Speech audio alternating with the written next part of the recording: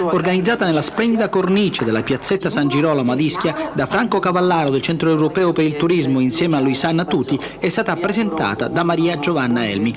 Premio alla carriera a Silvana Pampanini, che ancora una volta non ha voluto svelare i suoi rapporti con il grande Totò. Totò era un grande attore sia nel drammatico che nel comico, però io non ho mai detto questa canzone l'ha scritta per me e non lo dirò. Per il giornalismo sono stati premiati Ludovico Di Meo, vice direttore di Rai 1, Gennaro San Giuliano, vice direttore del TG1 e Carlo Pilieci, vice direttore del TG2. Premi anche al maestro dei presepi Marco Ferrigno, agli imprenditori Giuseppe Amato e Gabriele Massarutto, a Yuri Gagliucci e Sara Tommasi per lo spettacolo e al pianista più amato dal presidente Obama, Eric Lewis.